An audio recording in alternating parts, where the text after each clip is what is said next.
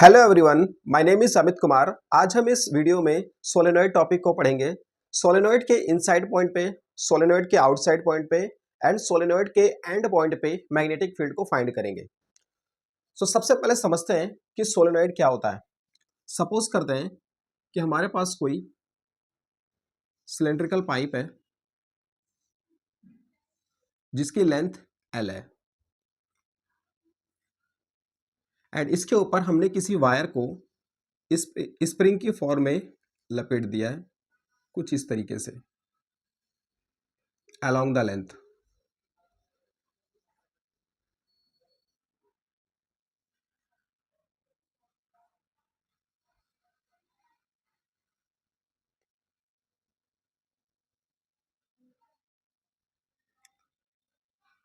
इस पूरे कॉन्फ़िगरेशन को ही हम क्या कहते हैं? सोलेनॉइड कहते हैं। अगर वायर में आई करंट फ्लो कर रहा है तो करंट की डायरेक्शन ऐसे हो जाएगी, इस डायरेक्शन में।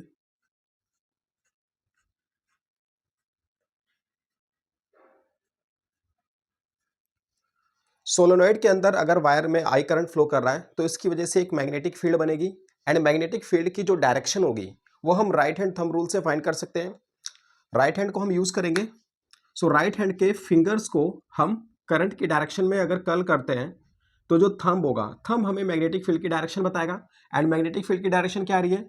Along the axis of the solenoid. ये आ जाएगा, डायरेक्शन आ जाएगी मैग्नेटिक फील्ड की इस तरीके से। ये मैग्नेटिक फील्ड की डायरेक्शन आ गई। सोलेनॉइड के आउटसाइड पॉइंट पे अगर देखते हैं तो मैग्नेटिक फील्ड 0 आता है। सबसे पहले फाइंड करेंगे कि सोलेनॉइड के एंड पॉइंट पे मैग्नेटिक फील्ड कितना आता है।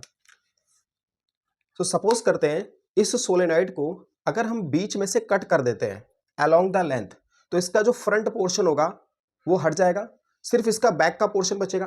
बैक का जो पोर्शन बचेगा उसका इमेज कैसा बनेगा वो हम बनाते हैं पहले।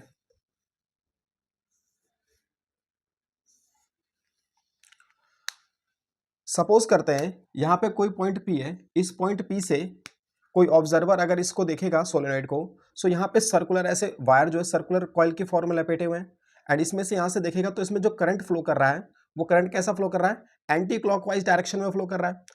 सोलेनॉइड के जब इस अपर एंड पे देखेंगे तो यहाँ से करंट जो होगा प्लेन ऑफ द पेपर के आउटवर्ड डायरेक्शन में निकलता हुआ आएगा, दिखाई देगा। एंड इस लोअर एंड पे प्लेन ऑफ द पेपर के इनसाइड पॉइंट पे करंट जाता हुआ दिखाई देगा। जो आउटसाइड आएगा उसको हम डॉट से दिखाएंगे और जो इनसाइड आएगा प्लेन ऑफ द पेपर के उसको हम क्रॉस से दिखाएंगे। इस अपर एंड पे देखते हैं, अगर इस अपर एंड पे तो यहाँ पे जो करंट होगा वो आउटवर्ड डायरेक्शन में आ रहा है, इसको हम डॉट से दिखा देंगे।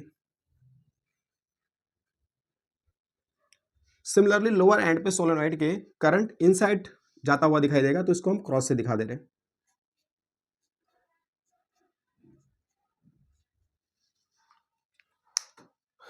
अब यहाँ पे जो वायर है, वायर के अंदर जो करंट है, करंट अपवर्ड डायरेक्शन में। तो यहाँ पे अगर मैग्नेटिक फील्ड देखते हैं इस वायर में, तो मैग्नेटिक फील्ड की डायरेक्शन कैसे फाइंड करेंगे? राइट हैंड थंब रूल को यूज करेंगे। करंट की डायरेक्शन में अगर हम थंब को रखते हैं तो जो हमारे फिंगर है, फिंगर जिस डायरेक्शन में है ये हमें मैग्नेटिक फील्ड की डायरेक्शन बताएगा एंड यहाँ पे जो डायरेक्शन आ जाएगी मैग्नेटिक फील्ड की वो क्या आएगी? एंटी क्लॉकवाइज आ जाएगी।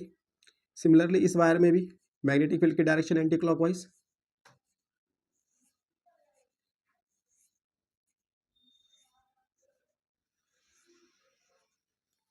इसी तरीके से यहाँ पे देखते हैं तो यहाँ पे जो वायर में करंट फ्लो कर रहा है वो प्लेन ऑफ द पेपर के इनवर्ड डायरेक्शन में।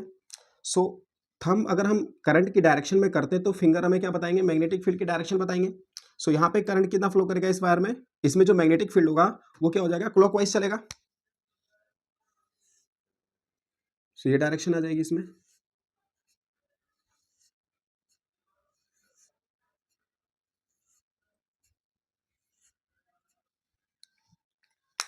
अब दोनों वायर को अगर देखते हैं तो इनमें जो मैग्नेटिक फील्ड होगा, मैग्नेटिक फील्ड का मैग्नीट्यूड तो सेम आएगा पर जो डायरेक्शन होगा मैग्नेटिक फील्ड का वो अपोजिट डायरेक्शन में। एक दूसरे को क्या कर देंगे? कैंसिल कर देंगे। सिमिलरली ये दोनों एक दूसरे को कैंसिल कर देंगे, ये भी कैंसिल कर देंगे। यहाँ पे जो नेट मैग्नेटिक फील्ड आएगा आउटसाइड पॉइंट पे वो 0 आ जाएगा। इसी तरीके से यहाँ पे देखते हैं इन दोनों वायर में मैग्नेटिक फील्ड की वैल्यू सेम आएगी मैग्नीट्यूड, बट जो डायरेक्शन होगा वो अपोजिट आएगा, तो एक दूसरे को कैंसिल कर देंगे, ये भी एक दूसरे को कैंसिल कर देंगे, ये भी कर देंगे। तो जो नेट मैग्नेटिक फील्ड आती है सोलेनॉइड के आउटसाइड पॉइंट पे वो कितना आता है? 0 आता है हमारा। अब हम फाइंड करेंगे सोलेनोइड के इनसाइड पॉइंट पे मैग्नेटिक फील्ड कितना आता है। सो सबसे पहले सोलेनोइड बना लेंगे यहाँ पे,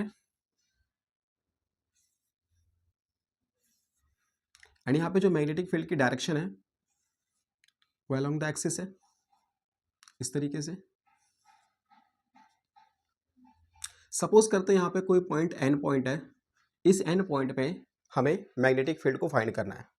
सो सबसे पहले क्या करना पड़ेगा, हमें इस एन पॉइंट को एनक्लोज करना पड़ेगा सो दैट कि हम यहाँ पे एम्पियर्स सर्किटल लॉ को लगा सके।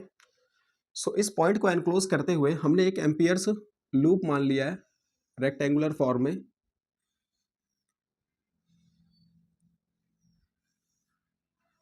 एंड इसका नाम रख देते हैं P Q R S. P Q की लेंथ, यहाँ पे सोलेनोइड की लेंथ कैपिटल एल है,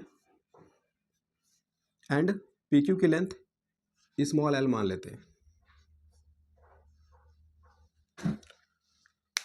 अगर हम P से Q की तरफ चलते हैं तो यहाँ पे देखते हैं, तो यहाँ पे जो इस पी क्यू का एक लेंथ एलिमेंट लेते हैं जिसे हम डीएल कहते हैं। सो डीएल की डायरेक्शन भी P से Q हो जाएगी। सो यहाँ पे डीएल की जो डायरेक्शन है वो P से Q की डायरेक्शन में आ जाएगी, एंड डीएल और जो मैग्नेटिक फील्ड है इनके बीच का एंगल कितना आ जाएगा, ये आ जाएगा यहाँ पे theta equal to 0 degree. Similarly जब Q से R चलेंगे तो यहाँ पे डीएल की डायरेक्शन भी Q से R ही होगी, एंड मैग्नेटिक फील्ड के बीच में एंगल कितना बनेगा डीएल और मैग्नेटिक फील्ड के बीच में, तो यहाँ पे आ जाएगा थीटा 90 डिग्री। सिमिलरली आर से एस के लिए भी डीएल की जो डायरेक्शन हो जाएगी वो आर से एस के लिए होगी, एंड यहाँ पे मैग्नेटिक फील्ड और डीएल के बीच का एंगल कितना बनेगा 180 डिग्री बन जाएगा। सिमिलरली एस से पी के लिए अगर देखते हैं तो डीएल और मैग्नेटिक फील्ड के बीच का एंगल कितना आएगा, थीटा आ जाएगा यहाँ से 90 डिग्री।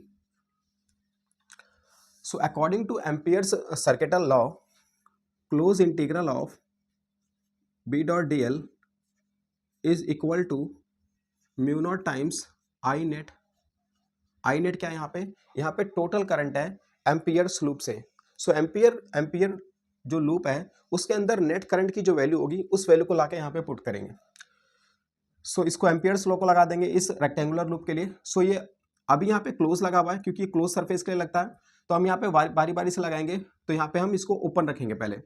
सो यहाँ पे इंटीग्रेशन पी से Q B dot d l, so dot product हटता है तो कॉस थीटा आता है।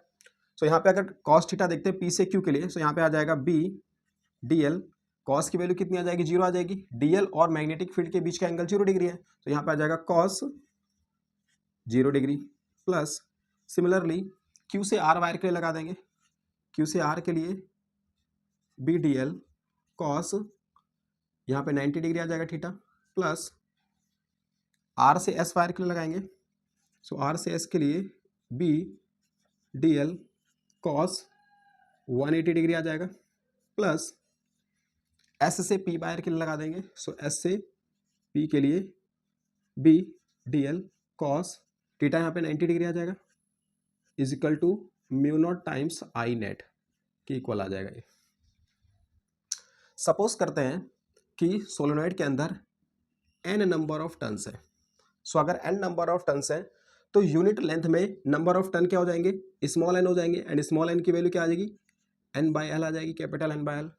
सो यूनिट लेंथ में अगर n नंबर ऑफ टर्न्स है तो l लेंथ में सोलेनोइड, यहाँ पे जो एम्पियर लूप हमने माना पी क्यू की जो लेंथ है वो l है। सो l लेंथ में नंबर ऑफ टर्न कितने आ जाएंगे NL के इक्वल आ जाएंगे।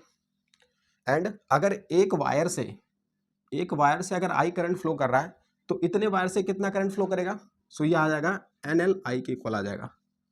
सो यहाँ पे जो नेट करंट आएगा इस एम्पियर लूप में वो कितना आएगा NL I के इक्वल आ जाएगा। स्मॉल n क्या है यहाँ पे number of turn per unit length है। सो इस वैल्यू को लाके यहाँ पुट कर देंगे। सबसे पहले यहाँ देखते हैं कॉस 0 डिग्री, तो कॉस 0 कितना हो जाएगा 1 आएगा। सो यहाँ से P से Q मैग्नेटिक फील्ड कांस्टेंट है, सो B बाहर आ जाएगा, अंदर क्या बचेगा DL, कॉस 0 की वैल्यू 1 हो जाएगी। यहाँ पे कॉस 90 है तो कॉस 90 की वैल्यू क्या आती है 0 आती है, तो ये टर्म पूरी 0 हो जाएगी।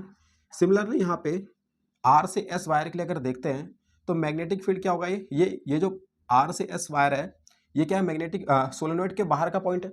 सो बाहर के पॉइंट पे मैग्नेटिक फील्ड 0 आती है, अभी हमने यहाँ पे फाइंड किया। सो यहाँ पे मैग्नेटिक फील्ड ही 0 हो जाएगी, तो ये पूरी टर्म क्या आ जाएगी 0 आ जाएगी। सिमिलरली यहाँ पे cos 90 है तो ये टर्म भी क्या हो जाएगा, जीरो हो जाएगा। सो जो नेट मैग्नेटिक फील्ड आएगा वो पी क्यू वायर की वजह से आएगा, एंड पी क्यू वायर कहाँ पे है, सोलेनोइड के इनसाइड पॉइंट में। सो यहाँ पे ये इक्वल आ जाएगा म्यू नॉट नेट करंट कितना आएगा, एन एल आई के इक्वल आ जाएगा, एन एल आई के इक्वल आ जाएगा। सो यहाँ से डीएल है, पी क्यू वायर के लिए अगर हम इंटीग्रेशन करेंगे, अगर डीएल एलिमेंट को इंटीग्रेट करते हैं पी से क्यू के लिए, तो डीएल डीएल कर करके ये पूरा पी क्यू वायर बन जाएगा, जिसकी लेंथ हमने क्या मान रखी है, स्मॉल एल मान रखी है। सो इसका इंटीग्रेशन करेंगे तो क्या आ जाएगा, एल के इक्वल आ जाएगा mu naught N L I के इक्वल आ जाएगा, एल से एल कट जाएगा यहाँ पे। सो यहाँ से मैग्नेटिक फील्ड कितना आ जाएगा, म्यू नॉट एन आई के इक्वल आ जाएगा। सो सोलेनोइड के इनसाइड पॉइंट पे नेट मैग्नेटिक फील्ड कितना आता है, म्यू नॉट एन आई आता है। स्मॉल एन क्या है यहाँ पे, number of turn per unit length है, एंड इनसाइड पॉइंट पे सोलेनोइड के मैग्नेटिक फील्ड क्या आती है, यूनिफॉर्म आती है। सिमिलरली अब हम सोलेनोइड के एंड पॉइंट पे देखते हैं कि मैग्नेटिक फील्ड कितना आता है। सपोज करते हैं कि हमारे पास यहाँ पे कोई फाइनाइट सोलेनोइड है। फाइनाइट सोलेनोइड का मतलब है कि जो इसका रेडियस है वो इसके लेंथ के कंपैरेबल साइज का। सपोज करते हैं इसके एक्सिस पे कोई पॉइंट पी पॉइंट है यहाँ पे। सो पी पॉइंट पे अगर हमें मैग्नेटिक फील्ड फाइंड करनी है तो इसके लिए रिलेशन क्या आता है, यहाँ पे मैग्नेटिक फील्ड आता है mu naught n I upon में 2 sine phi 1 plus sine phi 2 के इक्वल आता है।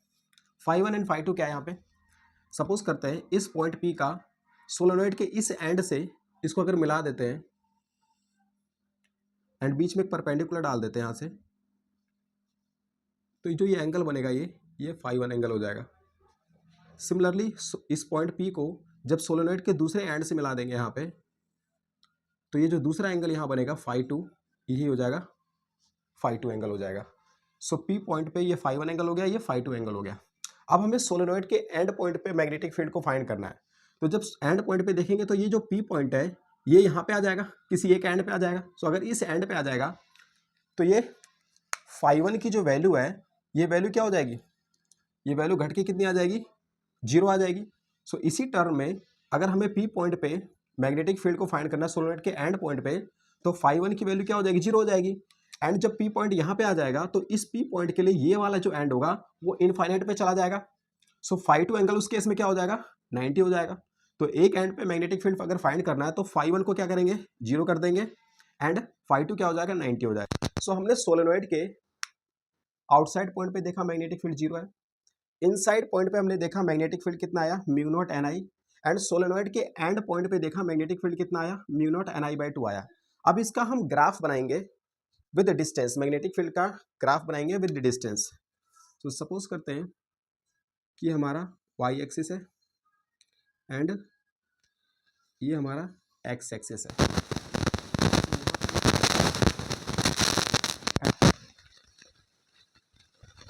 सोलेनोइड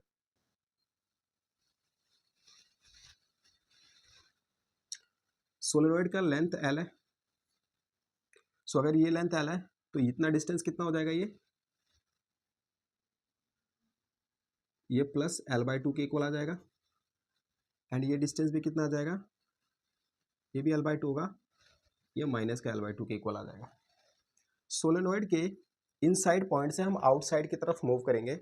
सो सोलेनोइड के इनसाइड पॉइंट पे देखते हैं तो मैग्नेटिक फील्ड कितना आता है, मैग्नेटिक फील्ड आता है म्यू नॉट एन आई के इक्वल आता है, एंड यूनिफॉर्म आता है मैग्नेटिक फील्ड।